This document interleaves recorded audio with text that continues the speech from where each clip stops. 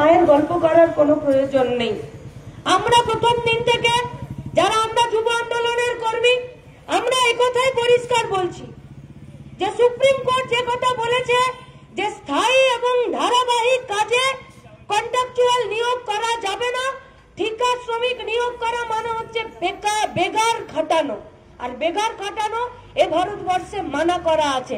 তাহলে সুপ্রিম কোর্টের যদি বেগার খাটানো মানা করা আছে, স্থায়ী কাজে ধারাবাহিক কাজে যদি কন্ট্রাকচুয়াল ঠিকা নিয়োগ বন্ধ করা আছে, তাহলে কি রাজ্যের সরকারের কানে কোনো কথা যায় না? কি প্রয়োজন?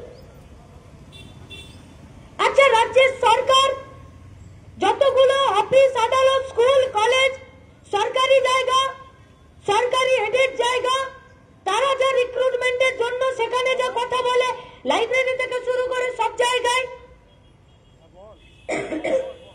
তারা বলবে আমার এতগুলো লোক চাই। আপনাদের কাছে এতো আরো অনেক মানুষ আমাদের এই সমাবেশটা দেখবে আর শুনবে, যারা আজকে কোনো চাকরির জন্য প্রিপারেশন নিচ্ছে তারাও শুনবে। তো তাদের জানার জন্য এবং আমাদের নিজেদের জানার জন্য, যারা দীর্ঘদিন ধরে এই কাজের সঙ্গে যুক্ত, আমার তাদের কাছে আমাদের একটা প্রশ্ন। আচ্ছা, সরকারি চাকরি তো সব থেকে সহজ, আমার লোকের দরকার আছে, আমার এই সংস্থাটা এই অফিসটা চালাতে গেলে আমার এতগুলো লোকের দরকার, আমি তাদের কাছে রিকুইজিশন পাঠাবো, সরকার সেই রিকুইজিশন নেবে, নেওয়ার পরে তার ফিনান্সে ফেলে দেবে, ফিনান্স বলবে তোমার 100টা লোকের দরকার ছিল বাপু, আমি তোমাকে এখন 20টা লোকের বেশি দিতে পারছি না। ওই 20টা লোকের জন্য একটা রিক্রুটমেন্ট প্রসেস শুরু হবে, তার নোটিফিকেশন হবে, তার চাকরির জন্য পরীক্ষার ডেট ঠিক হবে, সিলেবাস ঠিক হবে, পরীক্ষার জন্য প্রশ্নপত্র ঠিক হবে, কারা পরীক্ষা নেবে সেটা ঠিক হবে, কারা খাতা দেখবে, কারা রেজাল্ট বের করবে, কারা ভাইবা নেবে, কারা ভেরিফিকেশন করবে, কারা কাউন্সিলিং করবে, কারা রেকমেন্ডেড করবে যে তুমি চলে যাও ওই অফিসে। এর বাইরে তো কোনো কথা নেই। সরকারি চাকরি দেওয়ার এর বাইরে আর কোনো কথা আছে নাকি? আর এই কাজ তো যাকে তাকে ডেকে করলে হবে না, এই কাজ করার জন্য সরকারি চাকরি আছে, পরীক্ষার নোটিফিকেশন করানোর জন্য সরকারি চাকরি আছে, পরীক্ষার সিলেবাস করার জন্য সরকারি চাকরি আছে, পরীক্ষার ডেট ঠিক করবার জন্য সরকারি চাকরি আছে। ও আলাদা করে কারো কাছ থেকে সাহায্য চাইতে হয় না। কারা পরীক্ষাতে ইনভিজিলেটর হবে, কে সই করবে, কে খাতা জমা নেবে, কে খাতা দেখবে, কে রেজাল্ট বার করবে, সবার জন্য সরকারি চাকরি আছে। তাহলে সরকারি চাকরি দেবার জন্য, সরকারের কাজ করে দেবার জন্য সরকারি চাকরি আছে, অথচ সেখানেই ভুল, সেখানেই।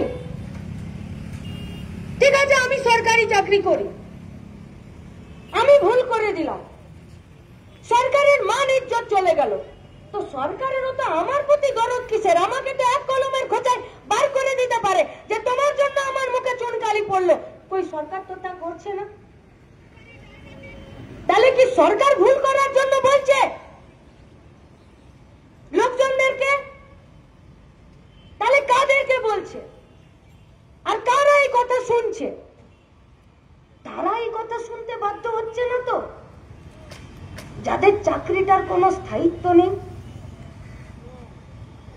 তারাই গোটা অব্যবস্থা, দুর্নীতি, থ্রেড কালচারের কাছে মাথা নামাতে বাধ্য হচ্ছে না তো। তাহলে কি থ্রেড কালচার চালানোর জন্য এত কন্ট্রাকচুয়াল অস্থায়ী কর্মী নিয়োগ করা?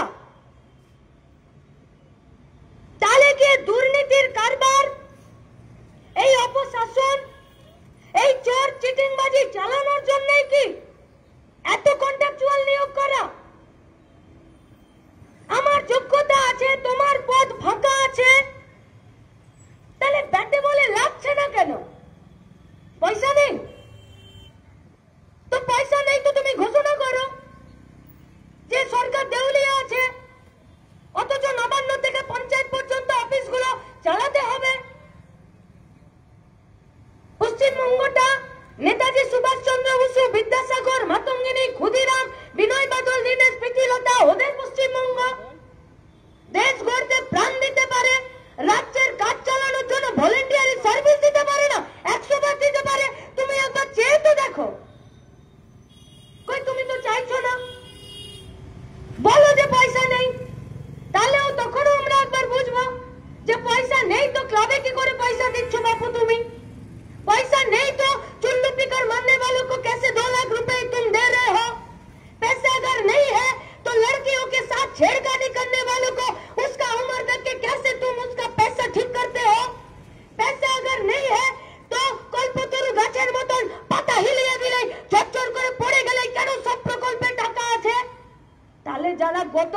খাটাচ্ছে, যারা মেধা খাটাচ্ছে, যারা তোমার সরকারকে পরিচালনা করার জন্য নিজের জান কবুল কাজ করছে, রিস্ক নিয়ে কাজ করছে, মানুষের কাছে ভিলেন হচ্ছে সরকারি অফিসগুলোতে, তার প্রতি তোমার দায়বদ্ধতা নেই। না তো তার ওয়েজের জন্য দায়বদ্ধতা আছে, না তো তার ভবিষ্যতের জন্য দায়বদ্ধতা আছে। কালকে তার উপরে খাড়ার ঘা ঝুললে তুমি তো তার পাশে দাঁড়াবে না, তুমি তো এক কলমের খোঁচাতে তাকে বের করে দিবে।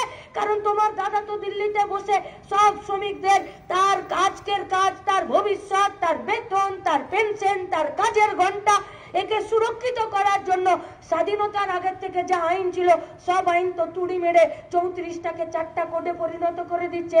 তাহলে ভাই বোনের সরকারে সরকারি কর্মচারীরা কি বগল চুলকে ঘুরে বেড়াবে?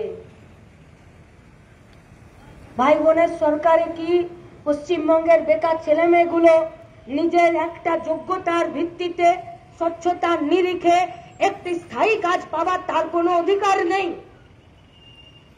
আর এই অধিকারটা নেই সেটা কে ঠিক করে দিল যে অধিকার নেই? হ্যাঁ, আজকে আমরা চাইছি যে রিটায়ারমেন্ট হলে 12 লাখ টাকা চাই, আজকে ডেটে 12 লাখ চাইছি।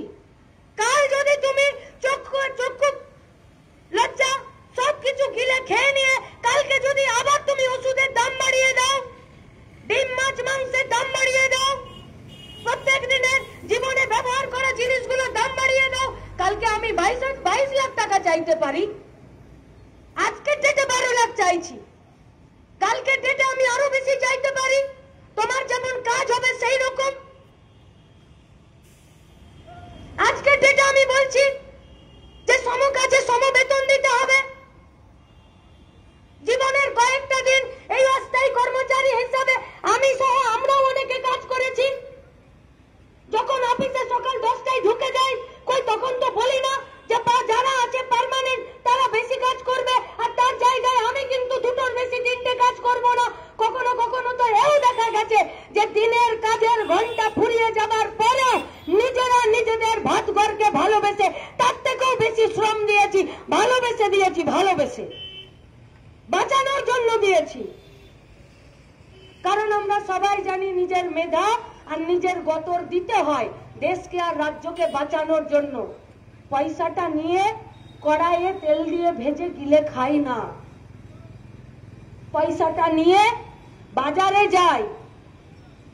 আমাদের পকেটে 2 পয়সা আছে বলে তোমার বাজারটাতে প্রাণ আছে। আমার পকেটের পয়সা কমে গেলে তোমার বাজারে প্রাণ থাকবে না। তখন চন্দ্রিমা ভট্টাচার্যকে বগলে গুজে নিয়ে রাজ্য সরকারের যে বাজেট পেশ করছো সেখানে মোবাইলকে সস্তা করে দিয়ে আর ওষুধকে দাম বাড়িয়ে দিয়ে তুমি পার পাবে না। যদি আমার পকেটে পয়সা না থাকে পাবে না পার। এই কথাগুলো যদি গলির মোড়ের বস্তির বাচ্চারা বুঝে যায়, তাহলে ইস্ট জর্জিয়া থেকে পিএইচডি করা মুখ্যমন্ত্রী কেন বুঝছে না, এটাই মাথাতে আমার ঢুকছে না। এইটা যদি পাড়ার মুদিখানার দোকানদার বুঝে যায়, আর সে যদি বলে যে বাবু এসছে 5 কিলো চাল ভরে দে, তো সে যদি বুঝে যায় যে পরের মাসে যদি বাবুর অস্থায়ী কর্মচারী আর বেতনটা যদি ঠিকঠাক না হয়, তাহলে পরের সপ্তাহে বাবু আর 5 কিলো চাল কিনবে না, বলবে এই সপ্তাহটা একটু কম খেয়ে নিয়ে 3 কিলো চাল খাবো। আর যদি আমাকে দোকানদার বলে যে মাসে 5 নয় রে 3 ভরে দে, তখন আমি বুঝে যাব যে বোধহয় দোকানেও আমার পয়সাটা এবার কমবে। ও যদি বুঝে যায়, তাহলে চন্দ্রিমা ভট্টাচার্যরা, ব্রাত্য বসুরা কেন বুঝতে পারছে না? কেন?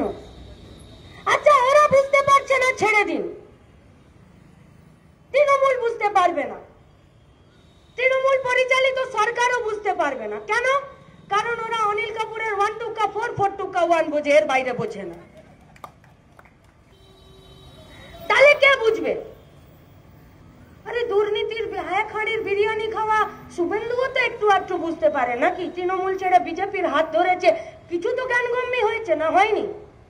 বলছে না, শোনো, দীর্ঘদিন ধরে দুর্নীতির বিরিয়ানি খেয়েছি তো এত তাড়াতাড়ি পেট সাফ হয়নি, এইসবগুলোর দরকার আছে, তাই পারছে না করতে।